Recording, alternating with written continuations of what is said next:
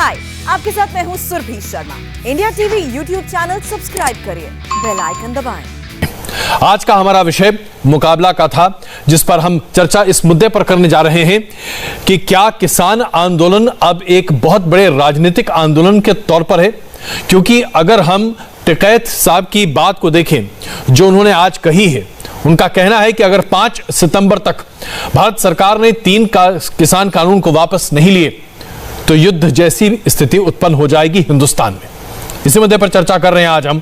हमारे साथ मौजूद हैं आरपी सिंह साहब, प्रवक्ता हैं भारतीय जनता पार्टी के, आलोक शर्मा जी, प्रवक्ता कांग्रेस पार्टी के, मंजीत सिंह सिरसा जी अकाली दल के नेता हैं, जर्नैल सिंह जी विधायक हैं आम आदमी पार्टी के, और पुष्पेंद्र सिंह जी किसान नेता हैं। शुरुआत करते हैं पुष्पेंद्र जी आप ही से। मैं समझना चाहता हूं युद्ध जैसी परिस्थिति का मतलब क्या है, क्या कहना चाहते हैं टिकैत साहब? क्या पूरे देश को अल्टीमेटम दे रहे हैं, सरकार को अल्टीमेटम दे रहे हैं? नहीं, देखिए, युद्ध जैसी स्थिति का अर्थ यह है कि भाई जो लोकतंत्र के तहत, संविधान के तहत एक विरोध करने की जो है बात कही गई है, और जिस प्रकार से गलत कानून जो है किसानों के विरुद्ध की नीतियां विरोध करने का काम करेंगे। लेकिन ये सब जो है ये युद्ध होगा। ये युद्ध शब्द को आप हथियार वाला युद्ध ना मानते हुए इसको लोकतंत्र का युद्ध, यानी कि वोट के माध्यम से विरोध करना, प्रदर्शन करना, धरने करना, ये सब काम किया जाएगा। आगे आने वाले चुनावों में भाजपा का विरोध किया जाएगा और लोकतांत्रिक रूप से शांतिपूर्ण तरीके से ही प्रतिरोध करने का काम किया जाएगा। इसका अर्थ यह है, इसका अर्थ जो है शाब्दिक अर्थ ना लेकर के इसका भावनात्मक अर्थ जो मैं बता रहा हूं वो किया जाएगा जी। अगर भावनात्मक अर्थ की आप बात कर रहे हैं तो मैं ये भी समझना चाहता हूं कि ऐसा क्यों है कि इस पूरे आंदोलन को सिर्फ इस नजरिए से देखा जा रहा है कि कैसे ये मिशन उत्तर प्रदेश है, मिशन पंजाब का नाम आते ही कह दिया जाता है कि इसमें राजनीति हो रही है और आप मंच पर नहीं आ सकते। तो एक राज्य में विरोध है, दूसरे राज्य में विरोध नहीं है। एक सरकार राज्य सरकार के साथ विरोध है, दूसरे राज्य सरकार के साथ विरोध नहीं है। नहीं, इसमें दरअसल ऐसा है कि क्योंकि भाजपा की सरकार है, जो केंद्र सरकार है, और राज्यों में जो सरकार भाजपा की है, उनके माध्यम से इस कानूनों को लाया गया है जो किसान विरोधी कानून है। और एमएसपी की जो लीगल गारंटी देने की बात है वो भी भाजपा को ही करनी है। अतः भाजपा से ही ये, भाजपा के विरुद्ध ही ये आंदोलन हो रहा है। तो भाजपा की जहां भी सरकार होगी, केंद्र में होगी चाहे राज्य सरकारों में होगी, उनका विरोध करने का काम किया जाएगा। और पंजाब में भी भाजपा के कैंडिडेट्स को वोट ना दिया जाए, इस तरह की बात की जाएगी। तो जहां भी, जिस भी स्तर पर चुनाव जिस भी राज्य में आएगा, जैसे बंगाल में, अगर मैं आपको सही समझूं तो आप किसी भी तरीके से कांग्रेस की अगुवाई की पंजाब की सरकार का विरोध नहीं करेंगे, मैं सही समझ रहा हूं ना?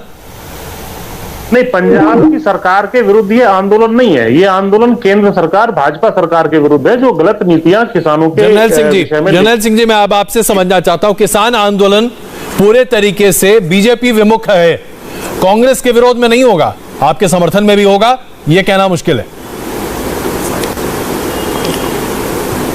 जी देखिए, अगर आप इस चीज की जड़ में जाएंगे तो सिर्फ केंद्र की भाजपा सरकार ही इन 3 कातिल काले कानूनों के खिलाफ है। किसानों की सब्र की इंतहा हो चुकी है। 7 महीने से ज्यादा से वो दिल्ली के बॉर्डरों पे प्रोटेस्ट कर रहे हैं। और आज की भी अगर आप टिकैत साहब की बात सुनेंगे तो वो उन्होंने बड़े स्पष्ट रूप से बोला है कि सरकार को बातचीत करनी चाहिए, मसले का हल निकालना चाहिए। ये इतिहास का, भारत के इतिहास का पहला ऐसा तोहफा सरकार जिसको कहती है, जिसके विरोध में कई 100 लोग अपनी जान गंवा चुके हैं, कई 100। बहुत सारे जर्नैल सिंह जी आप कहते हैं कि मैंने उनकी बात सुनी है, इसलिए मैं पूछ रहा हूं आपसे, जरा ये बताइए बातचीत का मतलब क्या होता है?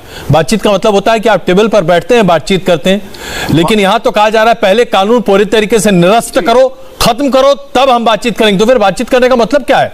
पहला ये। और दूसरा, अभी तो सरकार ने 1 लाख करोड़ मंडियों के लिए दिया है, एमएसपी के लिए पैसे दे रही है, तो फिर क्या चाहिए और किसानों को? मैं फिर वही बात कह रहा हूं, सरकार मेरे लिए कोई योजना लेके आती है, अगर मेरे लिए वो सही में फायदेमंद है तो मैं तो धन्यवाद करूंगा।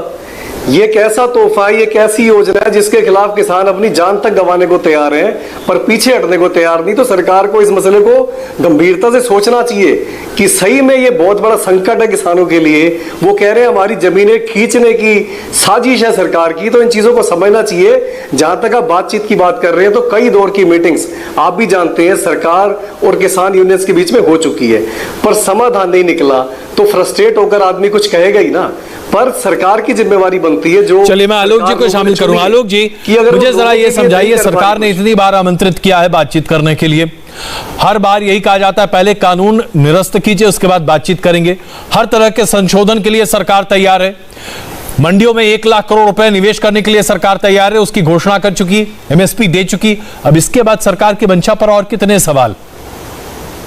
देखिए, मुझे लगता है सरकार की मंशा पर शुरू से ही सवाल। 5 जून जिस समय पर कोरोना का लॉकडाउन था उस समय पर बिल लेकर आई बिना चर्चा। दूसरा, आप बताइए केवल के 1 लाख करोड़ का जो बजट की बात आप कर रहे हैं वो तो 2 साल पहले के अनाउंस किया गया था। अभी तक इंफ्रास्ट्रक्चर में कितना पैसा खर्च हुआ? रोज जुमले छोड़ना बंद कर दे सरकार। दूसरी चीज, आपने कहा मंशा, 13 दौर की बातचीत हुई, क्या कोई एजेंडा था? तीसरा मंशा, पराली और बिजली के बिलों के ऊपर बार बार कहा गया फैसला हो गया, तमाम मीडिया चैनल्स ने भी बड़े बड़े शब्दों में चलाया कि 50% तो सहमति बन गई, वो चिट्ठी मिली आज तक किसी को? सरकार चाहती है कि टकराव बने, सरकार के सांसद और मंत्रियों के शब्द हैं आतंकी, खालिस्तानी, भड़वे और पता नहीं क्या क्या शब्द हैं इनके। तो सरकार नहीं चाहती कि किसान आंदोलन के बारे में कोई भी सकारात्मक सोच रखी जाए। सुप्रीम कोर्ट में कमेटी बनती है, सुप्रीम कोर्ट में कमेटी में 3 बीजेपी के पिट्ठू मेंबर बन जाते हैं, तो मंशा पर शक क्यों न किया जाए?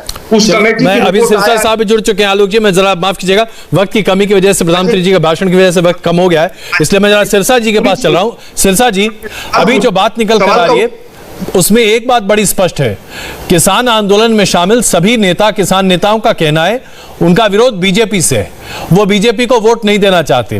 कैप्टन अमरिंदर सिंह की सरकार से कोई विरोध नहीं है, उनको पूरा वोट मिलेगा, यानी आपका नंबर तो आएगा नहीं साहब।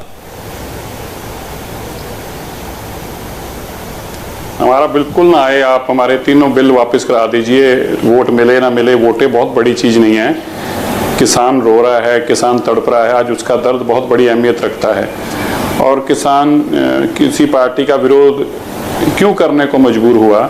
इसलिए मजबूर हुआ क्योंकि उस पार्टी की सत्ता है और वो लोग बात सुनने को तैयार नहीं है। अब क्या कर सकते हो? आप सड़क पर बैठकर देख लिया, कुछ सुनने को तैयार नहीं है, बॉर्डर पर बैठ के देख लिया, कुछ सुनने को तैयार नहीं है, हल्ला मचाकर देख लिया, कुछ सुनने को तैयार नहीं है, तो फिर क्या आखिरकार कैसे होगा? और विरोध की जहाँ तक बात है, ऐसा तो नहीं है कि देश के अंदर पहली बार किसी ने ऐसी बात रखी हो कि विरोध किया जाएगा।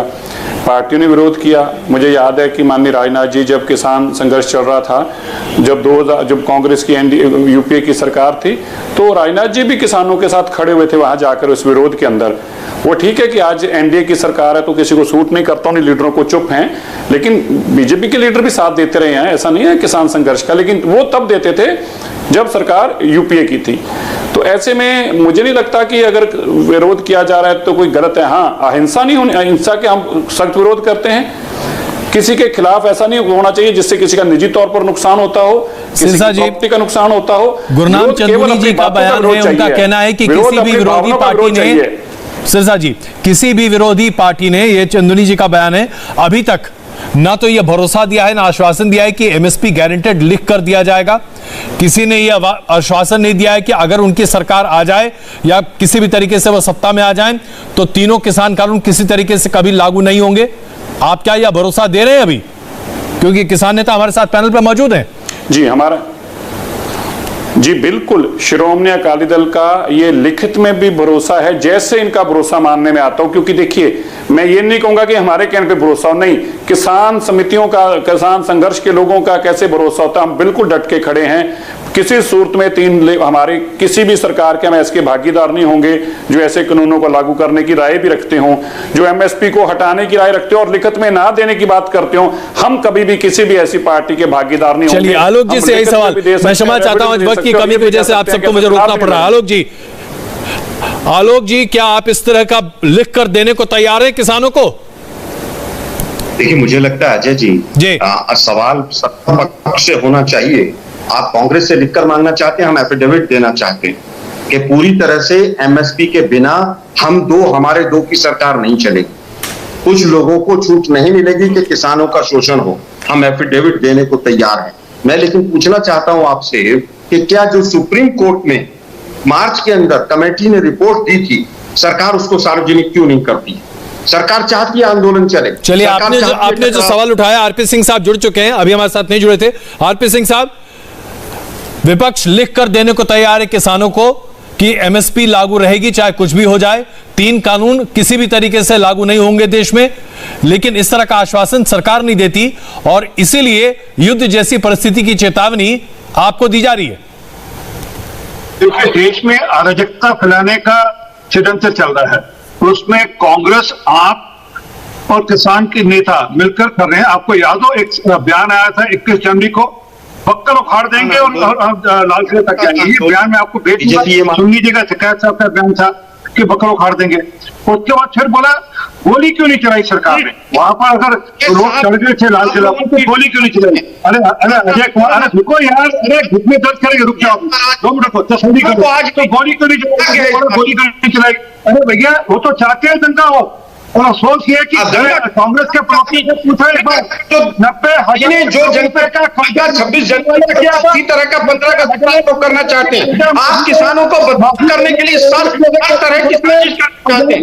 26 जनवरी कौन सा दिन कहां पकड़ा गया?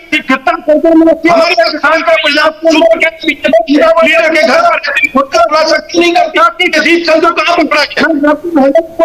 कर्जा माफ करूंगा किसानों का, ये बोला लगे माफ होगा, तो मोदी जी ने 2017 में उत्तर प्रदेश के चुनाव में कहा था जनवरी में, याद होगा आपको? आप सुप्रीम कोर्ट में जो एफआईआर आप लोगों ने किया था वो भी याद होगा आप लोगों को। आपकी साजिश गंदे आप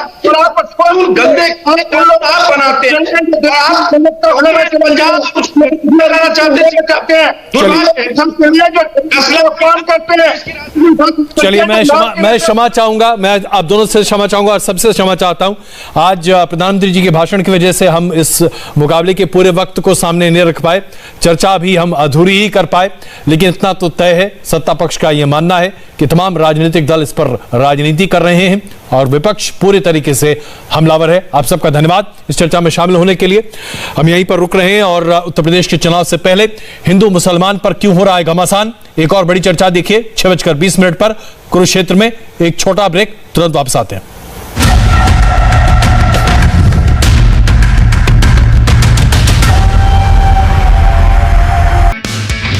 I'm सुरभि शर्मा। खबरों से अपडेट रहने के लिए India TV YouTube channel subscribe करिए, साथ में बेल आइकन जरूर दबाएं। जुड़े रहें इंडिया टीवी के साथ।